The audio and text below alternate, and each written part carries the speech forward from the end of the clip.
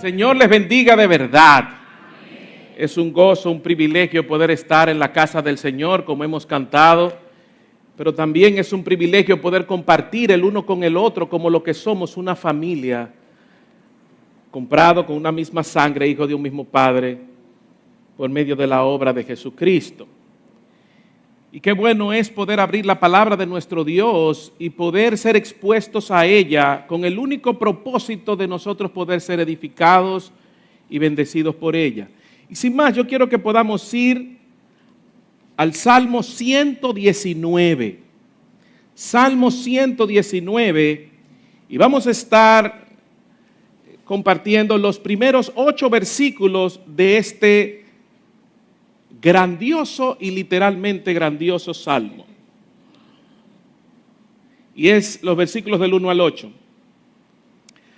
Cuán bienaventurado son los de camino perfecto, los que andan en la ley del Señor. Cuán bienaventurados son los que guardan sus testimonios y con todo el corazón lo buscan. No cometen iniquidad, sino que andan en sus caminos. Tú has ordenado tus preceptos para que los guardemos con diligencia. Ojalá mis caminos sean afirmados para guardar tus estatutos. Entonces no seré avergonzado al considerar todos tus mandamientos. Con rectitud de corazón te daré gracias al aprender tus justos juicios. Tus estatutos guardaré, no me dejes en completo desamparo. El Salmo 119 es el salmo más largo de los 150 salmos que tenemos en las Escrituras. Si se considera que un salmo es un capítulo, también es el capítulo más largo de la Biblia, tanto en versículos como en palabras. Es más largo que varios libros de la Biblia juntos. El Salmo contiene 176 versículos que están divididos en 22 estrofas. Cada estrofa de este Salmo contiene 8 versos. Y estas secciones están organizadas, y eso nosotros lo podemos ver en la mayoría de las Biblias, como una especie de acróstico, utilizando cada letra del alfabeto hebreo. Si ustedes pueden ver en sus Biblias, empieza la palabra Aleph arriba, ¿verdad? Que es la primera letra del alfabeto hebreo. Y Aleph comienza, cada palabra que comienza en el versículo del 1 al 8. Y el patrón continúa con Bet, que es el siguiente palabra del abecedario hebreo, los versículos del 9 al 16, Gimel, del 17 al 24, y así sucesivamente. La tradición afirma que padres piadosos judíos utilizaban el Salmo 119 para enseñarle el alfabeto hebreo a sus hijos. Estos detalles literarios son todo lo que la mayoría de las personas conocen del Salmo 119. Pero hay una razón por la que deberíamos hacernos amigos personales de este famoso salmo, que va más allá de su gran extensión, va más allá de su estructura compleja y de su belleza poética. Debido a su tema trascendental, debemos de leer, debemos escuchar, debemos estudiar, debemos meditar y aún debemos de memorizar el Salmo 119. Porque este salmo trata sobre la palabra de Dios. Casi cada versículo contiene una referencia sinónima a la palabra de Dios. Y el Salmo 119 celebra el hecho de que la palabra de Dios es suficiente para cada etapa de la vida.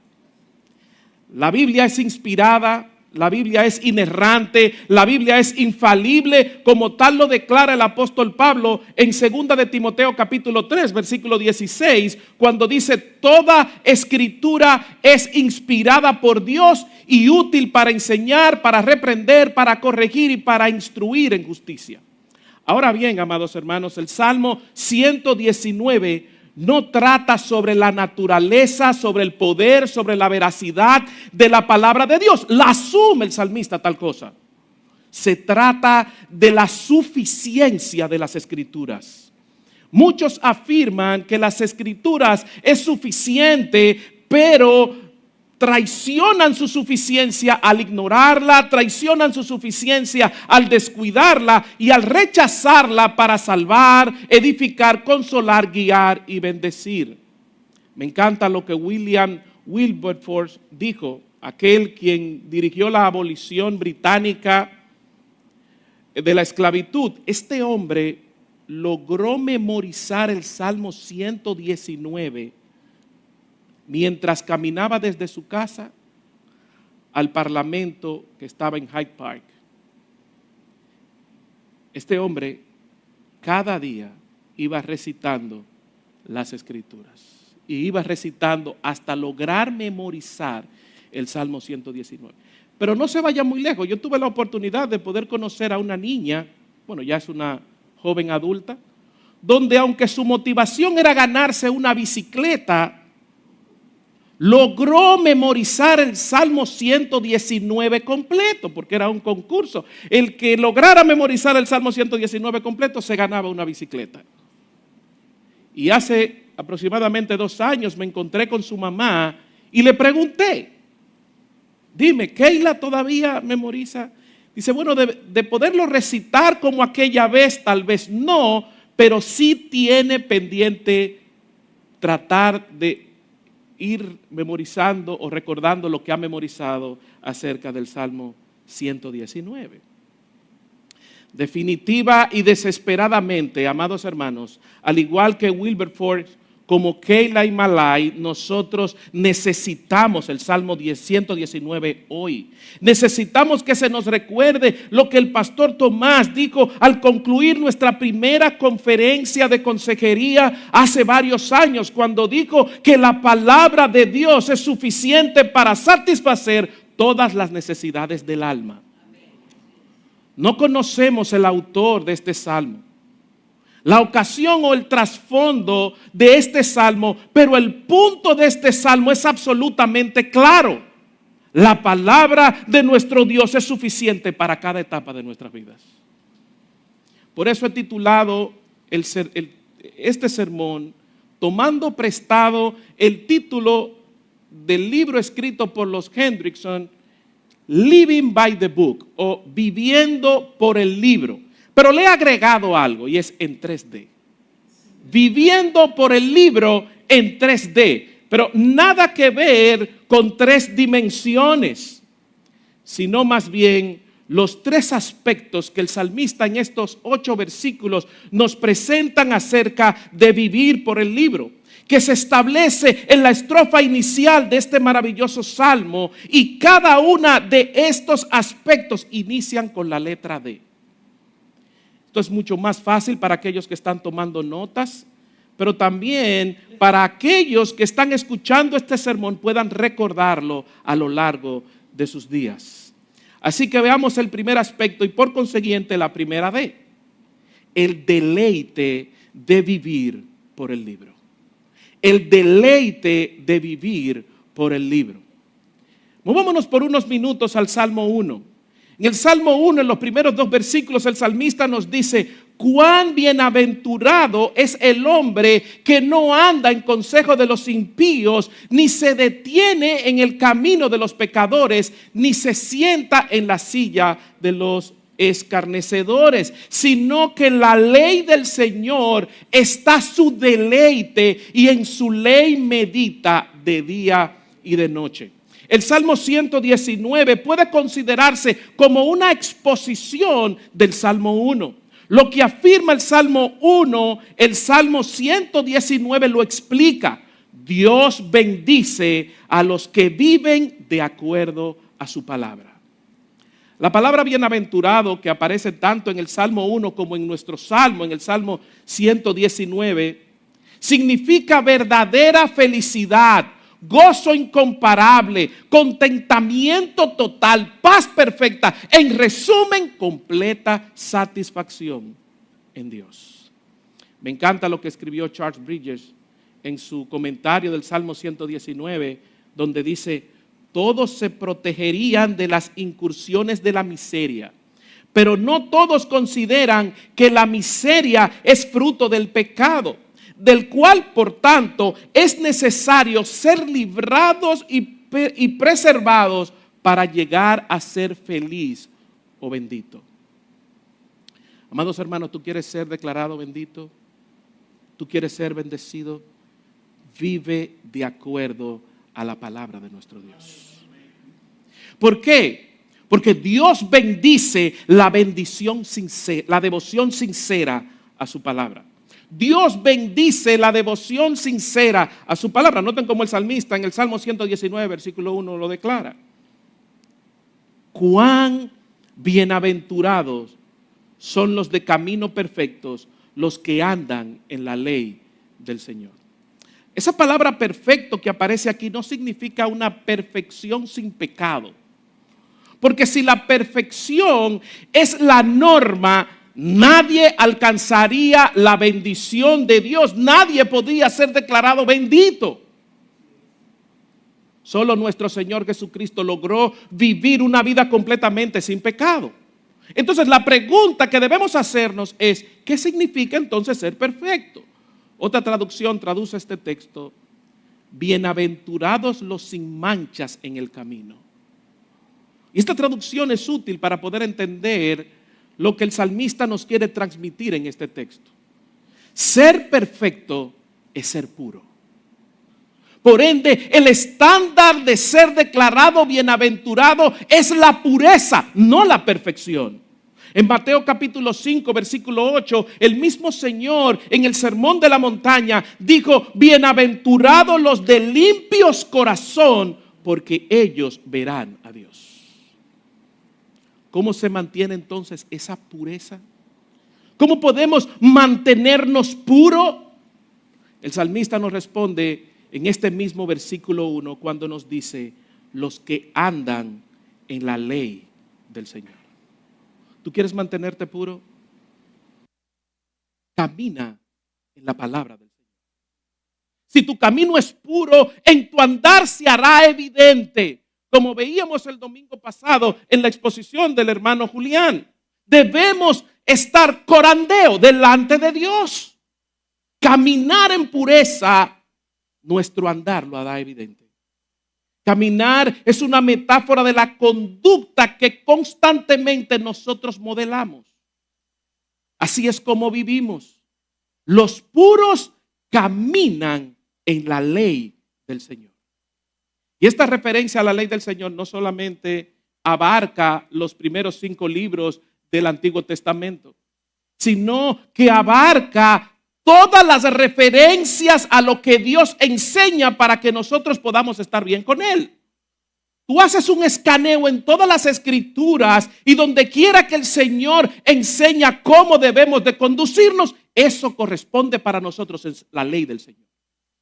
No se circunscribe al Pentateuco, no se circunscribe a una parte especial de las escrituras, sino a lo largo y ancho de esos 66 maravillosos libros encontramos la ley del Señor como mandamientos para nosotros obedecer y vivir por ellos. Amados hermanos, no te imagines andar en la ley del Señor como una vida negativa, como una vida restrictiva u opresiva.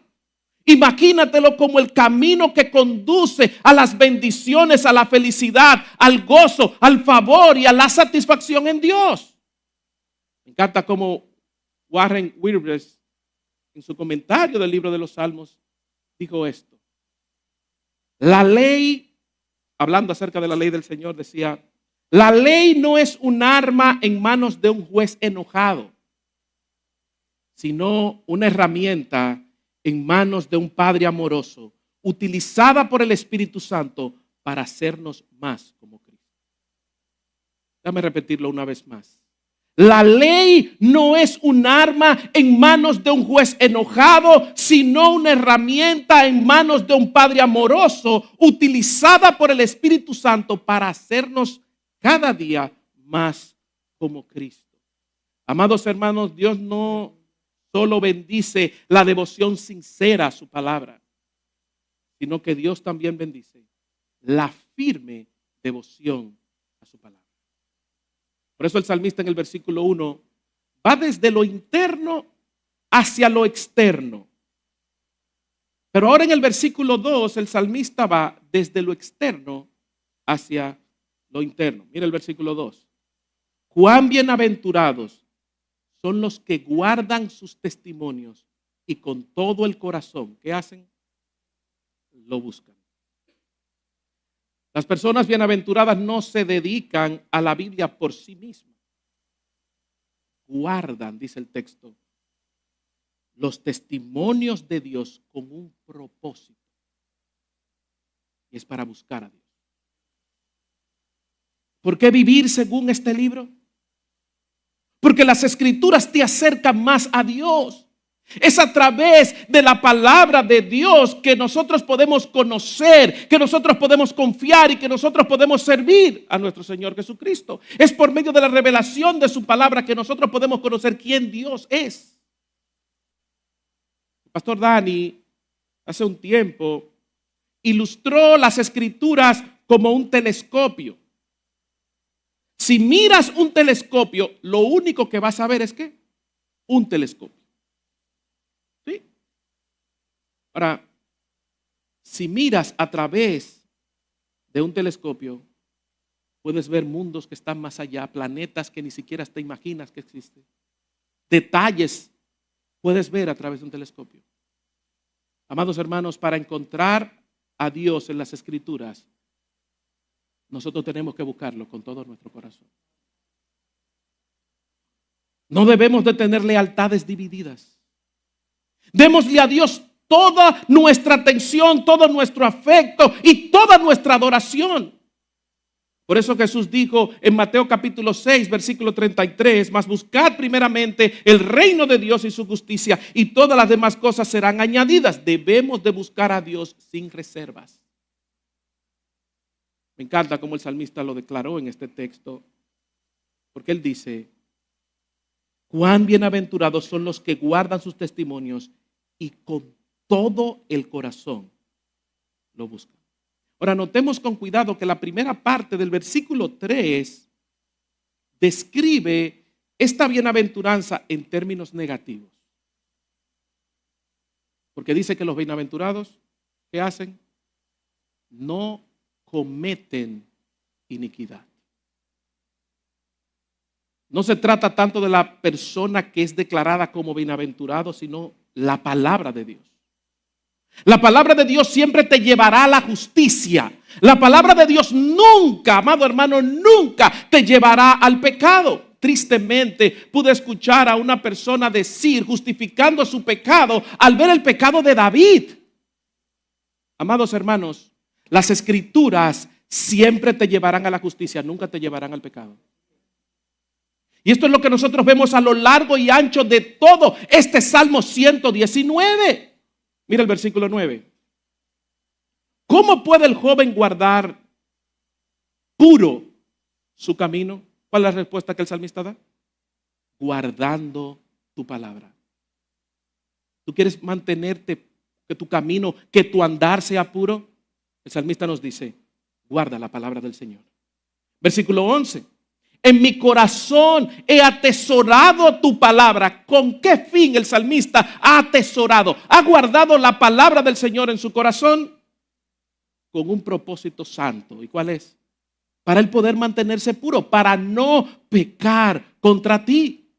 Versículo 105, lámpara es a mis pies tu palabra y luz para mi camino. Y la idea de este texto del 105 es que la palabra de Dios es una lámpara para yo estar seguro el próximo paso que voy a dar, pero a la vez es una lumbrera capaz de poder alumbrar todo el trayecto de mi vida hasta el final. Amada iglesia, la palabra del Señor tiene que venir a ser para nosotros como lo era para el salmista en el Salmo 19, versículo 10. La palabra del Señor tiene que ser deseable para nosotros. Deseable más que el oro. Sí, deseable más que mucho oro fino y más dulce que la miel y la que destila del panal. Amados hermanos, este libro Es decir, la palabra de Dios te va a llevar a la justicia, nunca te va a llevar al pecado, sino que te alejará de él a través de tus tormentas. Por eso, hermano, deleítate en vivir a la luz de las Escrituras. Por eso, amada hermana, deleítate en vivir a través de la toda suficiente palabra de nuestro Dios. Cada texto tiene que ser vivido con deleite delante de nuestro Dios. Y este es el primer aspecto que el salmista nos presenta en vivir a la luz de este libro. Es el deleitarnos en vivir a la luz de él. Ahora veamos nuestro segundo aspecto o nuestra segunda D. Y es el deber de vivir por el libro. No solamente hay un deleite de vivir por el libro, sino que hay un deber de vivir por este libro. Los versículos del 1 al 3, el salmista nos enseña que la devoción a la palabra del Señor produce gozo. El tú deleitarte en la palabra del Señor va a producir en ti gozo. Pero ahora, en los versículos del 4 al 6, el salmista nos enseña que la devoción a la palabra de Dios implica un deber. Y estos versículos nos muestran tres maneras de vivir en obediencia a la ley del Señor. Estos versículos nos enseñan a vivir en obediencia a la palabra de nuestro Dios. Y la primera manera de vivir en obediencia es reconoce la autoridad de Dios. Reconoce la autoridad de Dios. Versículo 4 nos dice: tú has ordenado tus preceptos para que los guardemos ¿cómo? Con diligencia. Este versículo reconoce la autoridad soberana de Dios para vincular responsabilidades a nuestra conciencia, hermanos. También es una poderosa declaración de la autoridad de las Escrituras. El salmista dice que Dios ha emitido, que Dios ha encargado, como lo traduce Reina Valera, que Dios ha ordenado preceptos. Amados hermanos, este es sinónimo de las Escrituras, es decir, preceptos que el salmista utiliza aquí se refiere a las regulaciones de Dios para su pueblo. Describe lo que un rey exige a sus súbditos o lo que un amo le exige a sus esclavos o a sus sirvientes. Al dar preceptos, hermanos, Dios liga nuestra conciencia a su palabra. Al darnos un mandamiento, nuestras conciencias están vinculadas a estos mandamientos. El salmista enfoca la autoridad de las Escrituras al decir: tú ordenaste que se guardaran tus preceptos. Basta que Dios dé un precepto y ya. Nuestra única responsabilidad ante el mandamiento de Dios, ¿cuál es? Obedecerlos. Obedecerlos. Pero aquí Dios ordena que se guarden. Dios pudo haber dicho: este es el mandamiento, pero su gracia y su misericordia es tan grande que nos dicen: ese mandamiento que yo le doy, tienen que obedecerlo. Eso es gracia. Eso es gracia, que en el mandamiento se nos diga que hay que obedecerlo. Amada iglesia cristiana Oasis, Dios no da sugerencias. Dios no da recomendaciones. Dios tampoco da consejos útiles. Dios ordena. ¿Por qué? Porque Él manda. Porque Él es soberano. Porque Él es Dios. Me encanta cómo el pastor Moody dice lo siguiente. Dice: la Biblia no nos fue dada para aumentar nuestro conocimiento, sino para transformar nuestras vidas. No fue dada para que nosotros intelectualmente tengamos mucho más información en nuestras mentes. No nos fue dada solamente para afectar nuestro intelecto. La palabra de Dios nos ha sido dada para transformar nuestras vidas día a día para que nosotros cada día podamos parecernos más a nuestro buen Dios y Salvador Jesucristo. Notemos con cuidado que el versículo 4 no solo afirma el hecho de la autoridad de Dios, sino que también afirma el alcance de este. Versículo 4. Tú has ordenado tus preceptos. ¿Para qué? Para que los conozcamos. Para que sepamos que está ahí. Para que nosotros lo leamos, podamos leerlo, citarlo. Esa es la razón. No. El salmista nos dice que esos preceptos nos han sido dados para que nosotros lo guardemos solamente. Todos aquellos que han estado de alguna manera u otra cerca de mí, saben, me gustan los detalles de las Escrituras. Como decía Archie Sproul, Dios no usó una economía mientras inspiraba su palabra. No, Él dio cada palabra de una manera importante y están ahí porque tienen un propósito, como veíamos en 2 Timoteo capítulo 3, versículo 17. Para que los guardemos ¿cómo? ¿Cómo querramos? ¿Cuándo querramos? No. El texto dice, para que lo guardemos con diligencia. Dios nos ordena que obedezcamos sus mandamientos diligente, minuciosa y completamente. A Dios no le agrada la desobediencia cuidadosa. Una desobediencia discreta o una desobediencia respetuosa. No, hermanos, porque eso sigue siendo desobediencia. Dios se complace cuando obedecemos diligentemente sus divinos mandamientos. En otras palabras, Dios espera que hagamos lo que Él manda, cuando Él manda, de la manera que Él manda, en el lugar que Él manda, porque Él manda. Somos llamados a obedecer sus preceptos porque Él lo ha ordenado. Y tenemos que obedecerlo, no de la manera en la que nosotros hemos establecido que tienen que ser obedecidos. Cada mandamiento que ha sido dado por Dios nos dice cómo tienen que ser obedecidos, diligentemente. Y si conectamos este texto con lo que hemos visto, tenemos que obedecer la palabra del Señor diligentemente con todo nuestro corazón. Y esta es la primera manera de nosotros poder vivir en obediencia a la palabra de Dios. Reconoce la autoridad de Dios. Y la segunda manera es, confiesa tus pecados. Confiesa tus pecados. Versículo 5. Ojalá mis caminos sean afirmados para guardar tus estatutos. Ojalá mis caminos sean afirmados para guardar tus estatutos. Este versículo revela 3 elementos de la verdadera confesión.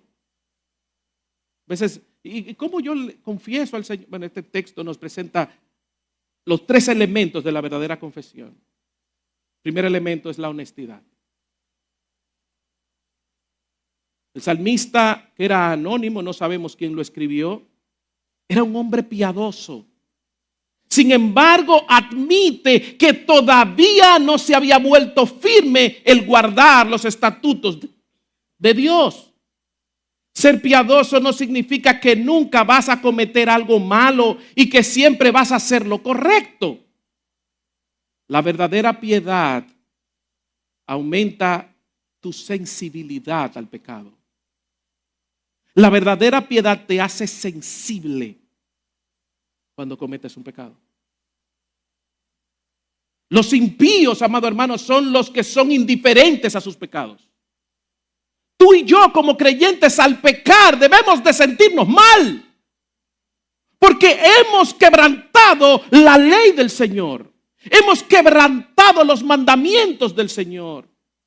Hemos quebrantado los estatutos del Señor. Hemos quebrantado los preceptos del Señor. Me tiene que doler la desobediencia. Porque los indiferentes son los impíos cuyos corazones están esclavizados por el pecado. Cuando una persona piadosa peca, es honesta con Dios. Es honesta con Dios con respecto a su pecado. Me encanta como el salmista David en el Salmo 32, al reconocer su pecado, dice en el versículo 5, te manifesté mi pecado y no encubrí mi iniquidad. Dije, confesaré mis transgresiones al Señor y tú perdonaste la culpa de mi pecado. Hermano, sé honesto delante del Señor. Sé honesto delante de Él al pecar, porque sus ojos atalayan toda la tierra. Pudimos haber cometido ese pecado en oscuridad. Pudimos haber cometido nuestros pecados donde tal vez ningún ojo humano conocido lo haya podido percibir. Pero los ojos del Señor atalayan hasta tu corazón. Los ojos del Señor son capaces de poder discernir aún los pensamientos y las intenciones de nuestro corazón por medio de su palabra. Ven con honestidad delante del Señor, porque Él conoce tu corazón. Segundo elemento de la verdadera confesión es el deseo. Las personas piadosas son honestas con Dios, pero la gente piadosa no se limitan a la honestidad con Dios. La gracia barata quiere perdón sin arrepentimiento. No fue así con el salmista del Salmo 119. Su honestidad fue sutil, su deseo era explícito al decir ojalá. Me encanta la nueva versión de las Américas cuando se utiliza ese término ojalá. Hay un deseo desde lo más profundo del corazón de este hombre. Ojalá mis caminos sean afirmados para guardar tus estatutos. Como bien decía alguien, los cristianos están satisfechos con quienes son en Cristo, pero los cristianos no están satisfechos donde están en Cristo. Desean crecer en la gracia y en el conocimiento de Cristo. Nosotros no estamos satisfechos, deseamos más de Cristo, deseamos agradarle a Él, deseamos más su palabra y en el momento en el que pecamos deseamos que Él nos perdone. Sé honesto delante de Él, pero tiene que haber un vivo deseo en tu corazón de que Él perdone tus transgresiones. Pudiéramos ser honestos delante de Dios, decir he pecado, pero sin ningún deseo de su perdón. El tercer elemento de la verdadera confesión es la petición. El salmista fue honesto acerca de sus pecados. Había un deseo de obedecer la palabra del Señor con firmeza. Pero ahora él reconoce que él no puede hacer esto solo. Y eso es cierto para ti y para mí, amado hermano. No podemos cambiar las actitudes pecaminosas por nuestra propia cuenta.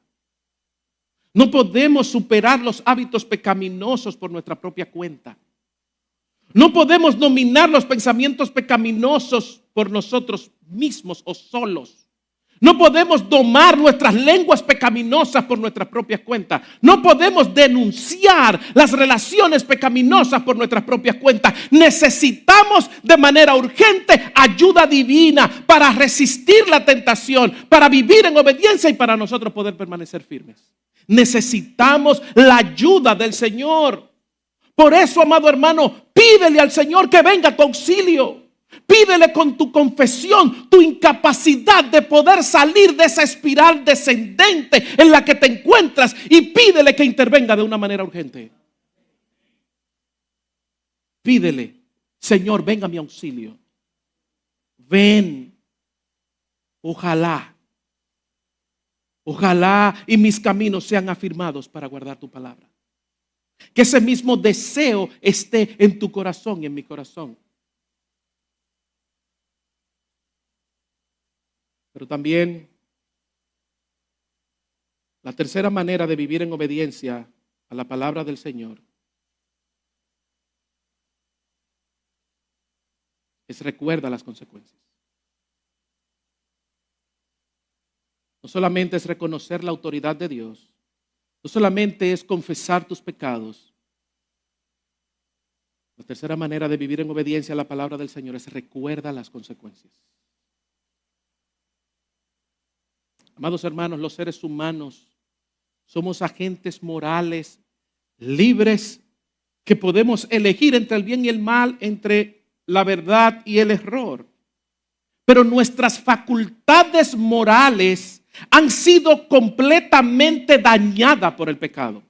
En consecuencia, somos libres de hacer lo que queramos, pero no somos libres de hacer lo que debemos hacer. Tratamos de encubrir nuestra esclavitud de la voluntad, ignorando las consecuencias de nuestras elecciones. Pero para vivir en obediencia a la palabra del Señor, nosotros debemos de recordar las consecuencias de nuestras decisiones. Por eso el versículo 6 del Salmo 119 nos dice, entonces, no seré como avergonzado. ¿Cuándo? Al considerar todos tus mandamientos. Amados hermanos, la desobediencia produce vergüenza. El desobedecer los mandamientos del Señor produce vergüenza. Mira cómo el Señor declara tal cosa en Jeremías capítulo 6, versículo 15. ¿Se han avergonzado de la abominación que han cometido? Ciertamente no se han avergonzado, ni han sabido ruborizarse. Por tanto, caerán entre los que caigan. En la hora que yo los castigaré, serán derribados, dice el Señor. Y dos capítulos más para adelante, vuelve y le repite la misma expresión, aún utilizando las mismas palabras. En Jeremías capítulo 8, versículo 12. ¿Se han avergonzado de la abominación que han cometido?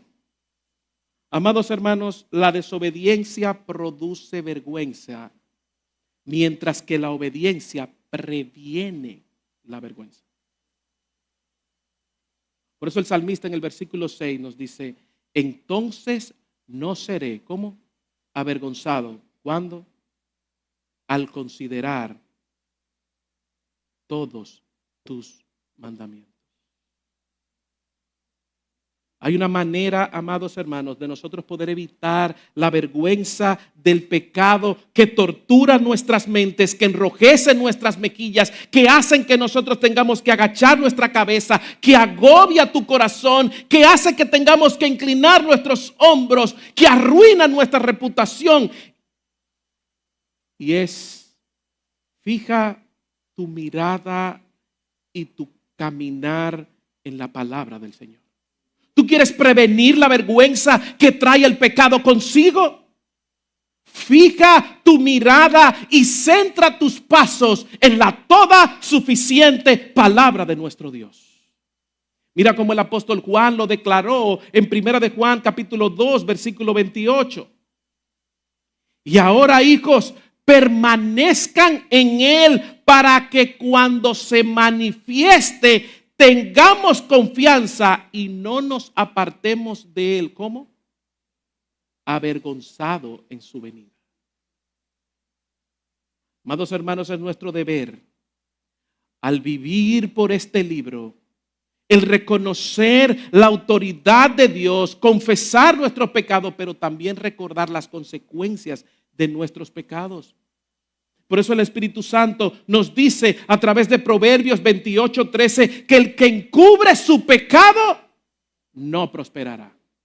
Amado hermano, el que encubre su pecado no hay posibilidad de que pueda prosperar. No hay posibilidad de que le pueda ir bien. Pero este texto está lleno de tanta esperanza. Este texto no nos hace sucumbir en el silencio de nuestros pecados, porque nos está diciendo, pero el que los confiesa y los abandona hallará misericordia. Hay misericordia, hay gracia, hay una esperanza para ti. Si estás ocultando tu pecado, ven delante de Dios, confiesa tus pecados y vas a alcanzar misericordia por la gracia del Señor, y recibirás perdón de todos tus pecados. De todos tus pecados. ¿Por qué? Porque Él es fiel y justo para perdonar nuestros pecados y limpiarnos de toda maldad.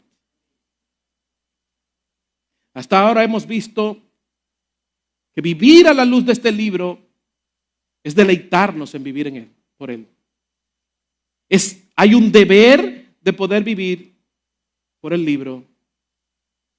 El último aspecto de vivir por el libro y nuestra última D es la demostración de vivir por el libro. La demostración de vivir por el libro. El salmista en estos últimos 2 versículos hace algunas resoluciones desde lo más profundo de su corazón. Versículos 7 y 8. Con rectitud de corazón te daré gracias al aprender tus justos juicios. Tus estatutos guardaré, no me dejes en completo desamparo. Y estas resoluciones que el salmista nos presenta aquí, o que inicia sus resoluciones del Salmo 119, nos enseñan 2 características de la verdadera devoción a la palabra del Señor. La primera es, la devoción a la palabra del Dios está marcada por la alabanza. La verdadera devoción a la palabra de Dios está marcada por la alabanza, por la adoración. Versículo 7. Con rectitud de corazón, ¿qué hace el salmista? ¿Qué va a hacer? Te daré gracias al aprender tus justos juicios. Y esta es la primera resolución que el salmista hace en el Salmo 119. Y le vamos a dejar una tarea, son 176 versículos, váyalo leyendo y en cada una de ellas vea cada una de las resoluciones que el salmista va haciendo. Pero estas son las primeras. Es una resolución de alabar al Señor. Esta resolución revela la naturaleza de la alabanza. Amados hermanos, la adoración genuina tiene sus raíces en la voluntad, no en las emociones. El salmista no predice que tendrá deseos de alabar al Dios. Y cuando tenga ese deseo, ¿qué voy a hacer? Voy a alabar. No. Más bien, él promete que va a alabar a Dios. Y esta resolución nos sugiere que el salmista no haya alabado al Señor en el pasado, sino que expresa su deseo de ofrecer a Dios una mayor adoración. ¿Y cuál es nuestra mayor alabanza a nuestro Dios? Es alabar con rectitud de corazón. Alabar con labios no es necesariamente alabar con el corazón. El salmista desea alabar a Dios con su corazón recto, con rectitud de corazón. Y la resolución de este hombre se centra en el futuro, no en el pasado. Noten, no promete alabar a Dios cuando reciba de Dios sus grandes bendiciones. Bueno, Señor, como en muchos contextos, tristemente, hay una negociación de la adoración. Si tú me das,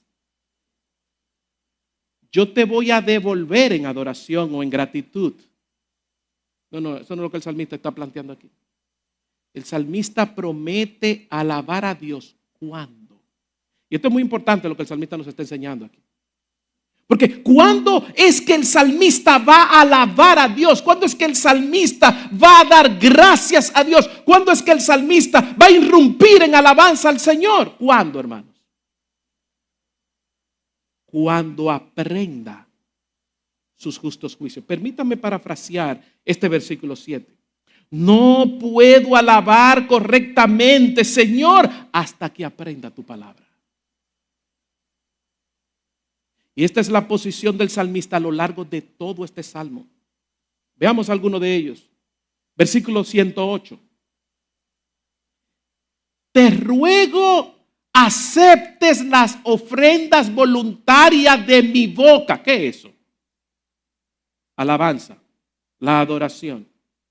Oh Señor, ¿y cómo dice? Y enséñame tus ordenanzas. Versículo 164. 7 veces al día te alabo. ¿Y qué es lo que llevaba una adoración de 7 veces al día por parte del salmista? A causa de tus justas ordenanzas. Versículo 171. Que profieran mis labios alabanzas, pues tú, ¿qué haces? Me enseñas tus estatutos. Amados hermanos, la alabanza es inaceptable para Dios si depende de estilos musicales, líderes carismáticos, manipulación emocional o entretenimiento mundano. El mismo Señor Jesucristo declaró en Juan capítulo 4, versículo 24, Dios es espíritu y los que lo adoran deben adorar en espíritu y en verdad. El sentimentalismo divorciado de la revelación de las escrituras no es adoración, por sincera que parezca ser. Solo podemos adorar, alabar a Dios cuando aprendemos sus justos juicios. Cuando aprendemos su palabra revelada por las maravillosas páginas de su palabra, podremos traer a Él una verdadera y genuina adoración. Por ende, nuestra doxología debe estar ligada a nuestra teología. Cuando irrumpimos en adoración, que es la doxología, nosotros tiene que estar motivada por el estudio de las escrituras que revelan el carácter de nuestro Dios. Tú no puedes adorar a alguien que tú no conoces. Tú y yo no podemos adorar a alguien que es nulo en nuestros pensamientos, porque la alabanza fluye de una verdad doctrinal. Para llegar alto en la adoración necesitamos profundizar en las escrituras, exponernos a la verdad. Permítame darle en unos minutos un testimonio. Hubo un momento en nuestra iglesia que cantábamos mucho una canción que se convirtió en trending topic en nuestra adoración. Sí, casi en todos los cultos, de alguna manera u otra, cantábamos esa canción. Y era Él es digno. ¿Se acuerdan? Él es digno, lo es. Y damos gracias al Señor por la voz de nuestra hermana Pamela y Keila que cantan esa canción. Pero en una ocasión el pastor Tomás, en el momento en el que en esta canción la cantábamos mucho, no sé si el Señor lo movió, expuso el texto de Apocalipsis capítulo 5. Explicó este texto, explicó las implicaciones del texto, lo que estaba sucediendo en Apocalipsis capítulo 5. Hermanos, y terminamos cantando esa canción. A partir de ahí, esa canción en lo personal fue completamente diferente. Porque como le dijo el apóstol Pablo a los Corintios, yo no solamente voy a cantar en el Espíritu, yo también tengo que cantar con el entendimiento. Cada vez que nos exponemos a las Escrituras, nuestra adoración será mejor. Porque habrá afectado nuestra manera de ver a Dios, de conocerlo mejor. Y al conocerlo mejor lo adoraremos de una manera más excelente. Amada iglesia, nuestra adoración debe estar estrechamente ligada a la revelación del carácter de Dios revelado por medio de su palabra. Si nosotros cantamos y decimos que Él es digno, pero tú ni siquiera sabes por qué Él es digno, ¿cómo puedes cantarlo? Pero cuando vas a las Escrituras y te expones a ella y ve por qué Él es digno, cuando tú cantes Él es digno, tú vas a saber por qué Él es digno. Cuando cantamos y decimos que Él es santo y no conocemos lo que implica la santidad de Dios, Sí vamos a poder cantar, pero no vamos a poder traer una adoración genuina delante de Dios. Como esa adoración que Él espera de su pueblo. Porque al conocerlo a Él, cuando nuestras palabras digan las cualidades de su carácter, wow. Todos aquellos que hemos experimentado la salvación de nuestras almas, que por gracia la hemos recibido de parte de Dios, cuando decimos Él es mi Salvador, tú sabes todo lo que eso ha implicado. Cuando tú te has expuesto a cómo fue que Él nos ha salvado. Y cantamos canciones alusivas al sacrificio de Cristo. No hay forma de que tu corazón se ponga chiquito y lo único que puedas decirle al Señor es: Señor, gracias por salvarme. Cuando tú entiendes, como veíamos la canción de Darwin ahorita, que nosotros no somos dignos de tal salvación, no fue que Él vio algo bueno en mí, pero a pesar de eso nos salvó. Lo único que podemos decir es: gracias, Señor. Cuando tú puedes conocer cada una de las cualidades del carácter de Dios revelado por las maravillosas páginas de este libro, tu adoración, tú vas a saber cada expresión que digas. Cuando adores, realmente tu corazón va a adorar.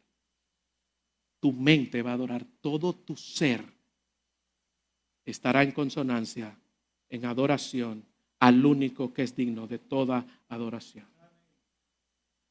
La segunda característica de las resoluciones que nos enseñan la verdadera devoción a la palabra del Señor es que la devoción a la palabra del Señor está marcada no solamente por la alabanza y la adoración, sino por la oración. Versículo 8 dice: tus estatutos guardaré, no me dejes en completo desamparo. Notemos con cuidado que el salmista inicia este versículo con una resolución. ¿Cuál es? Tus estatutos guardaré. En el versículo 7 el salmista promete que va a adorar el nombre de Dios, mientras que en el versículo 8 el salmista promete que va a obedecer los mandamientos del Señor. Hermanos, noten que él prometió guardar los mandamientos de Dios, no solo conocer los mandamientos del Señor.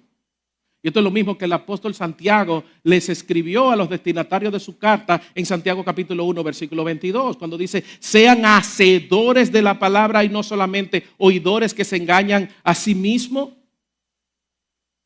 El conocimiento sin obediencia es autoengaño. Conocer la palabra de Dios es guardar la palabra de Dios, es obedecer la palabra de Dios, es vivir a la luz de la palabra de nuestro Dios. En el versículo 7, el salmista prometió alabar con corazón recto cuando aprendiera los justos juicios de Dios.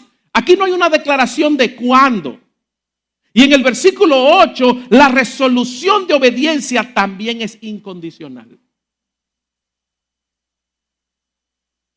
Hay una llamada una ética situacional que obedece cuando conviene.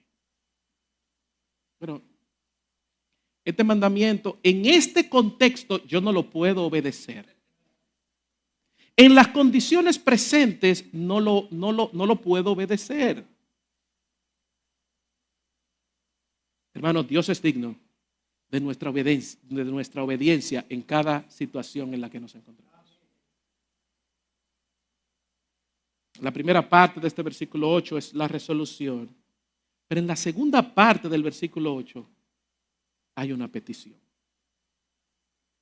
Hay una oración desde lo más profundo del corazón del salmista cuando dice: no me dejes en completo desamparo.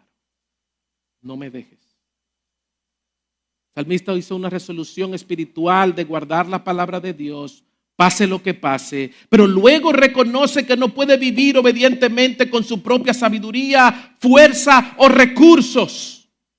Y es lo que el apóstol Pablo le escribe a los filipenses en Filipenses capítulo 2, versículos del 12 al 13. Dice: así que, amados míos, tal como siempre han obedecido, no solo en mi presencia, sino ahora más en mi ausencia. Ocúpense en su salvación con temor y temblor. Versículo 13, porque Dios es quien obra en ustedes tanto el querer como el hacer para su buena intención. Amados hermanos, la devoción espiritual requiere la intervención divina. Por eso el salmista suplica: no me dejes. No me dejes en completo desamparo. No me abandones. Amado hermano, tal vez esa ha sido nuestra oración en algunos momentos de nuestras vidas. No me abandones, Señor.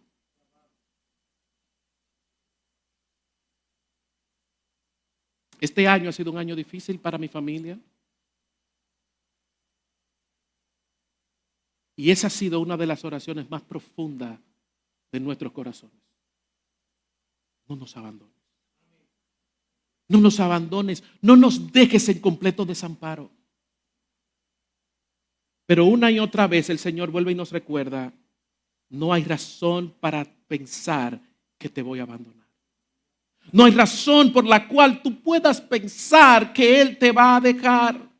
El Espíritu Santo nos dice en el día de hoy estas palabras que están llenas de esperanza para seguir, y está en Filipenses capítulo 1 versículo 6. Del apóstol Pablo podía decir, y nosotros también podemos decir en el día de hoy: estoy convencido precisamente de esto, estoy completamente persuadido de esto, que el que comenzó en ustedes la buena obra la perfeccionará hasta el día de Jesucristo. No podemos confiar en que Dios completará la obra de salvación que ha comenzado en nosotros. Se puede confiar en que Dios completará la obra de santificación que ha comenzado en ti, amado hermano, que ha comenzado en mí, porque Él es fiel. Y lo que Él comenzó lo va a completar, porque Él es fiel. Ahora alaba con dependencia y confianza en Dios para que te ayude a guardar sus estatutos. Pablo les dijo a los de Tesalónica en Primera de Tesalonicenses capítulo 5 versículos 23 y 24: y que el mismo Dios de paz,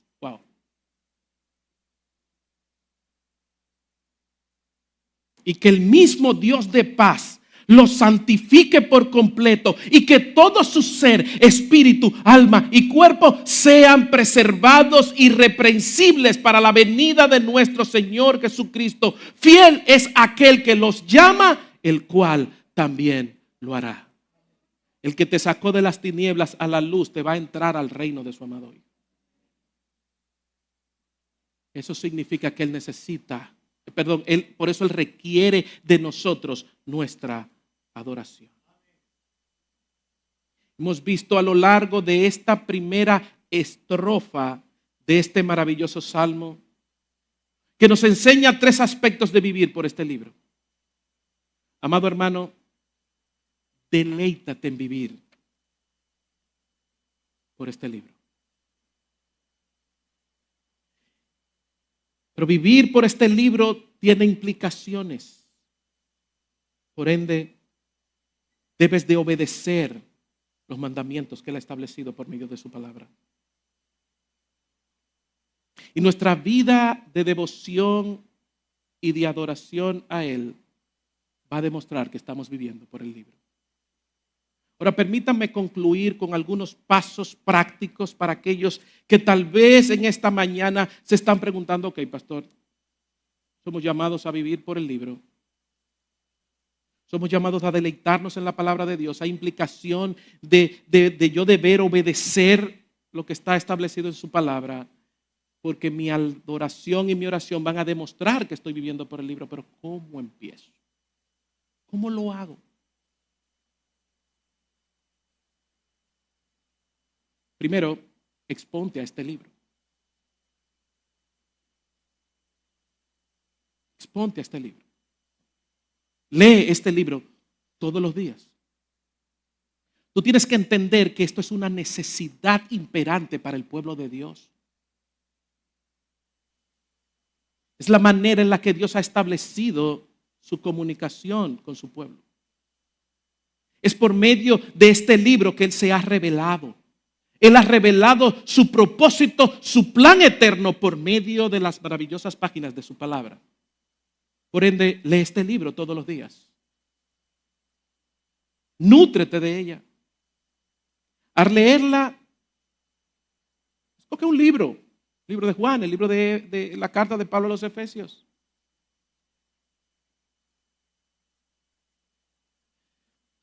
Escoge un versículo de ese capítulo que vas a leer mañana y memoriza un versículo. Ese va a ser el versículo tuyo de ese día. Ese es el versículo que tú vas a memorizar, será el versículo en el cual tú vas a meditar, será el versículo que tú vas a compartir con otros. Si en tu lectura te encuentras un mandamiento, ora para que el Señor te ayude a obedecerlo. Señor, ayúdame a poder obedecer para yo poder vivir a la luz de tu palabra. Si te encuentras con una cualidad del carácter de Dios, de la persona y obra de Jesucristo y de la obra y la persona del Espíritu Santo, adóralo por esa cualidad. Investiga qué es lo que significa esa cualidad que está en ese texto. ¿Qué es eso? Y adóralo por esa cualidad. Y si hay un mandamiento que no estás obedeciendo y el Espíritu Santo te muestra tu pecado, corre, amado hermano, y confiésale tus pecados, humíllate, arrepiéntete y pide perdón y pídele que te ayude a vivir en obediencia a su verdad. Pero si a pesar de esto, dice, estoy en modo desubique, no sé. Amado hermano, pide ayuda. Somos una familia. Somos un cuerpo. Somos el pueblo de Dios. Busca ayuda a un hermano maduro y dile, mi hermano, mira, yo necesito comprender la palabra del Señor porque yo quiero vivir a la luz de ese libro. Porque yo quiero obedecer al Señor. Amado hermano, que seamos hombres y mujeres que vivamos por este libro. Que seamos hombres y mujeres de este libro. Y que nuestra oración y resolución constante sea como la del salmista en el Salmo 119. Ponte de pie, versículos 10 al 12. Que esta sea nuestra oración constante y nuestra resolución de todos los días. Con todo mi corazón te he buscado. No dejes que me desvíe de tus mandamientos. En mi corazón he atesorado tu palabra para no pecar contra ti. Y mira cómo él termina el versículo 12. Mira cómo él termina estos 3 versos en el versículo 12 en adoración. Bendito tú, oh Señor, enséñame tus estatutos.